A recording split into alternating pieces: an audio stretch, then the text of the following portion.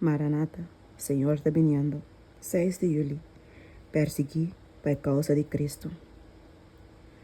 Toda gente que deseja de viver uma vida santo em Cristo Jesus, lo guardo perseguir. 2 Timoteo 3, versículo 12. Maneira como Jesus lo guardo odia, sem motivo, assim também sou eu não lo guardo odia, dor, não obedecido, no mandamento de Deus.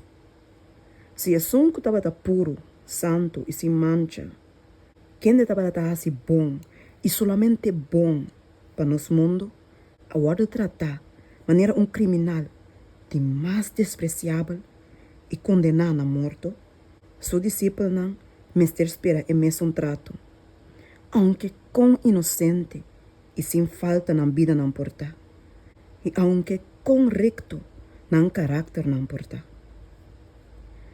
Lei não humano, lei não traador de agência não satânico, pau de disfraz de bondade e restrição de maldade, lo guardo halsa, mientras que mandamento não santo de Deus, lo guardo odiar e trapar e bater.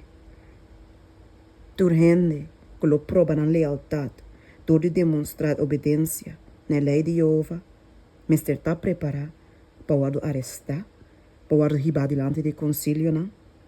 Que não tem a lei santo e principal de Deus como na norma.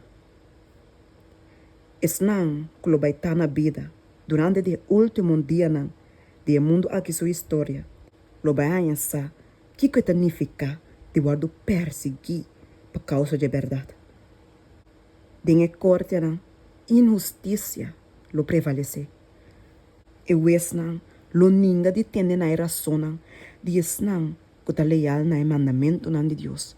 Passou não sa que argumento não na favor de 4 mandamentos tá irrefutável. Não lo bisa, nós temos lei, e segundo nós lei, botim que muri. Deus lei não tá nada para não. Nós lei tá lo que está supremo para não. Es não que lo respeta a lei humano aqui. Lo guardo favorecer. Pero nenhum favor lo guardo mostrar na es não que lo no berg abau para sabat idolatra aqui. Den zomer não tem nenhuma diferença notável entre o palo não que sempre está verde e o outro palo não.